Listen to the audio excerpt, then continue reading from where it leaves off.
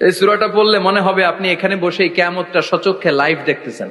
وأنزلنا الحديد فيه بأس شديد।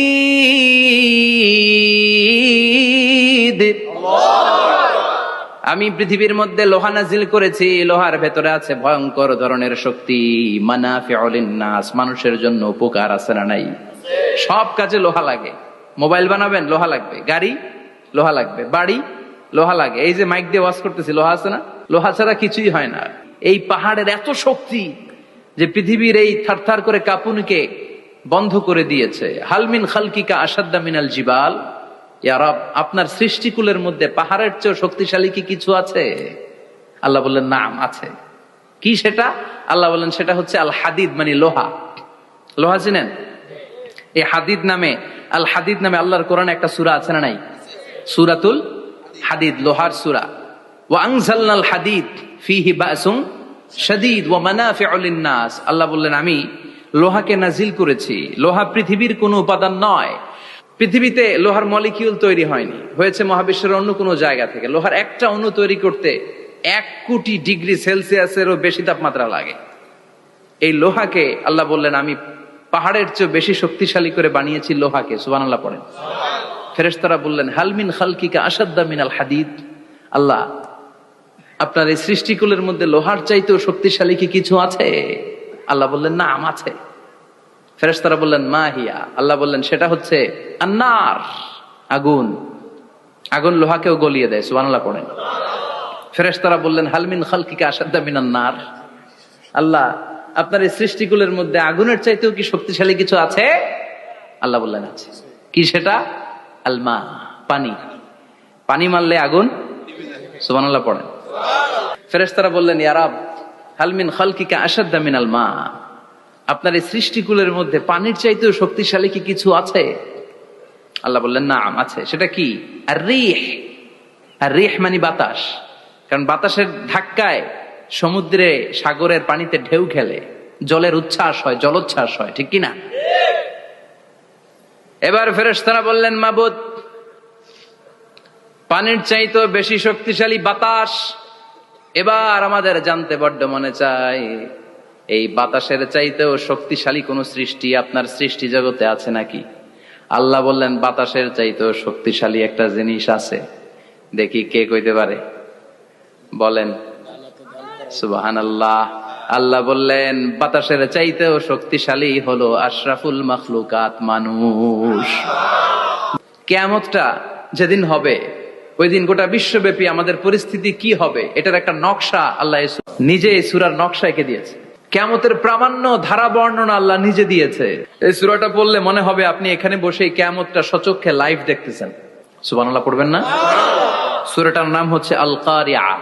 কি নাম? সবাই বলেন কি নাম?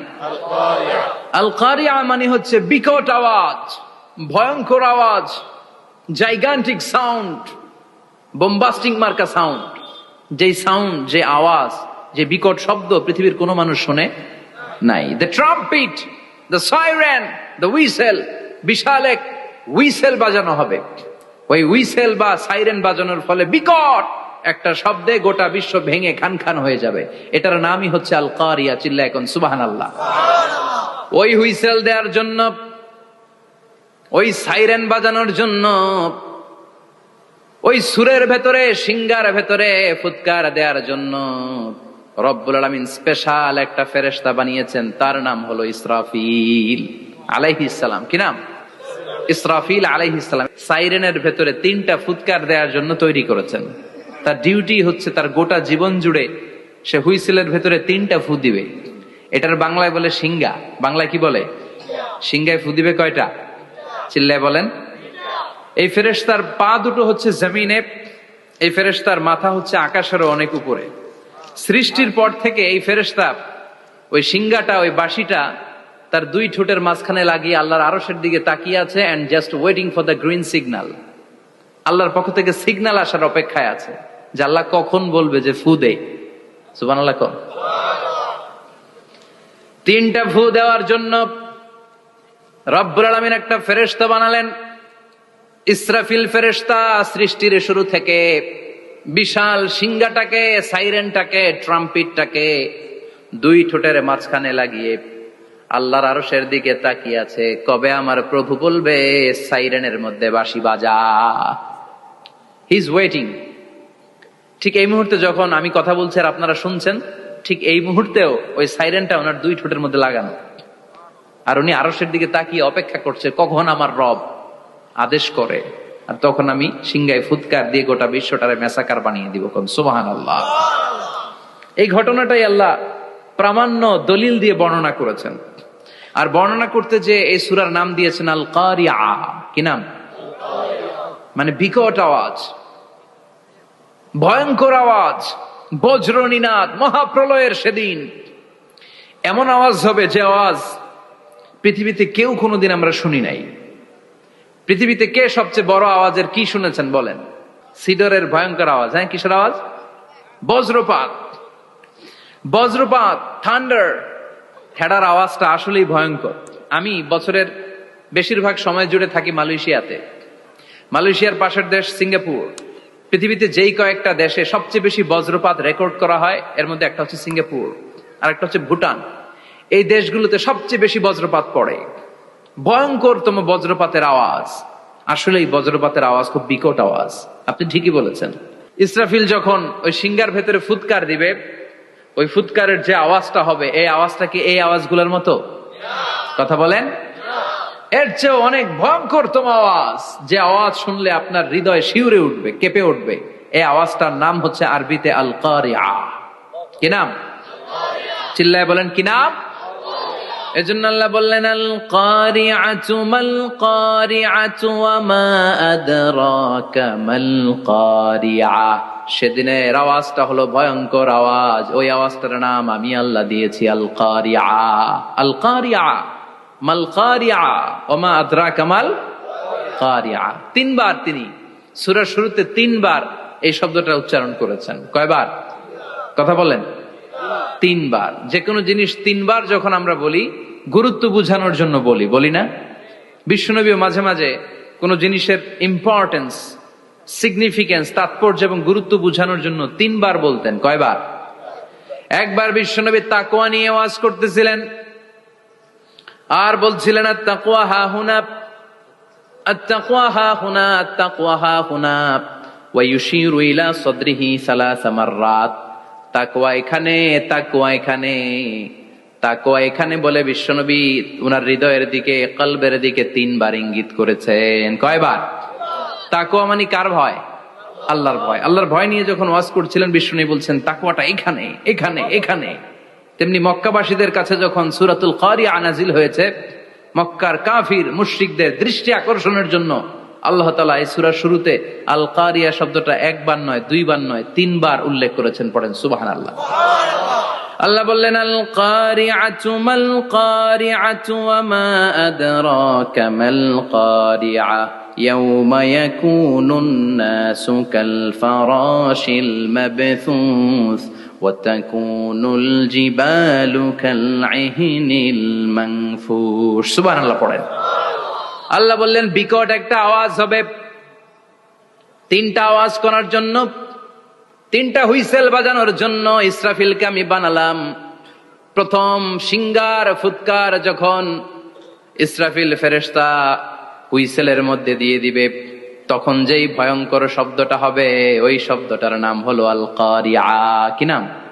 আল কারিআ। ওটা দেওয়ার সাথে সাথে পুরো পৃথিবীটা লন্ডভন্ড হয়ে যাবে। এখন আমরা যেরকম আরামসে বসে আছি, ওই সময় পৃথিবীর অবস্থা এরকম থাকবে। আল্লাহ বললেন ইয়াউমা ইয়াকুনুন নাসু কাল ফারাশিল মাবথুস ওয়া তাকুনুল জিবালু কাল ইহনিল মানফুশ। সেদিন মানুষগুলো বিক্ষিপ্ত পতঙ্গের মতো নিক্ষিপ্ত হবে। পাহাড়গুলো ভেঙে খান খান হয়ে যাবে। তুলার মতো পাহাড় ধ্বনিত হতে থাকবে, তুলার মতো। সুবহানাল্লাহ পড়ে। মানুষগুলো ছিটকে পড়বে। এই পৃথিবীর মাধ্যাকর্ষণ শক্তি থাকার কারণে আমরা ছিটকে পড়ি না। এই যে বসে আছি, সবকিছু পৃথিবীর মধ্যে লেগে আছে। এটার কারণ দ্য গ্রাভিটেশনাল ল, গ্রাভিটেশনাল পাওয়ার। এটা পৃথিবীর সবকিছু তার কেন্দ্রের দিকে টেনে রাখে। কিন্তু কিয়ামতের দিন আল্লাহ পৃথিবীটারে ধরে যখন একটা ঝাঁকুনি দিবেন, একটা কাঁপুনি দিবেন, একটা ভাইব্রেশন দিবেন, একটা আর্থকোয়াক, একটা ভূমিকম্প দিবেন, মুহূর্তের মধ্যেই পুরো পৃথিবীর সবকিছু ছিটকে পড়ে যাবে। চিল্লায় পড়েন আল্লাহু আকবার। মানুষগুলো পৃথিবীতে বসে থাকতে পারবে না, দাঁড়িয়ে থাকতে পারবে না, ডানে বায়ে সামনে পিছনে কে কোথায় ছিটকে পড়বে কোনো ইয়ত্তা থাকবে না। কাল ফারাশিল মাবসুস, মানুষগুলো বিক্ষিপ্ত পতঙ্গের মতো নিক্ষিপ্ত হবে। শীতকালে ছেলেপেলেরা গ্রামাঞ্চলে অনেক সময় র্যাকেট খেলে না, ব্যাডমিন্টন খেলে, দেখবেন ওই খেলার জন্য শীতকালে ক্ষেতের মাঝখানে বাঁশ গেড়ে দেয় আর বাঁশের মধ্যে লাইট লাগায়, দিলে ওর মধ্যে লাইট লাগালে কোত্থেকে যেন অনেক পোকা চলে আসে, ডান দিকে একটা বাঁ দিকে একটা, সামনে পেছনে ছিটকে ছিটকে পড়ে। কিয়ামতের সেই কঠিন দিন মানুষগুলো বিক্ষিপ্ত এরকম পতঙ্গের মতো ডানে বায়ে ছিটকে ছিটকে পড়বে। পাহাড়গুলো চূর্ণ বিচূর্ণ হয়ে যাবে, ভেঙে খান খান হয়ে যাবে। তুলাকে ধ্বনিত করলে তুলা যেমনি ধ্বনিত হয়, তুলার মাঝখানে লাঠি দিয়ে পেটালে, তুলাকে পাতলা করার জন্য, আরামদায়ক করার জন্য, মোটা বানানোর জন্য যখন লাঠি দিয়ে ধ্বনিত করা হয়, দেখবেন সামান্য তুলার ধুলিকণা ছিটেকণা বাতাসের মধ্যে শূন্যে ভাসে, ফু মারলে আরো দূরে যায়, ফু মারলে আরো দূরে যায়। বাতাসের ঝাপটা ওইটা কোথায় যে চলে যায় কেউ জানে না। পৃথিবীর বড় বড় সাইজের পাহাড়গুলো সেদিন এই তুলার মতো, তুলা যেমনি বাতাসে ধ্বনিত হয়, পাহাড়গুলো সেদিন তুলার মতো বাতাসে ধ্বনিত হতে থাকবে। চিল্লায় এখন আল্লাহু আকবার। এই পৃথিবীর সবচেয়ে বড় পাহাড়ের নাম মাউন্ট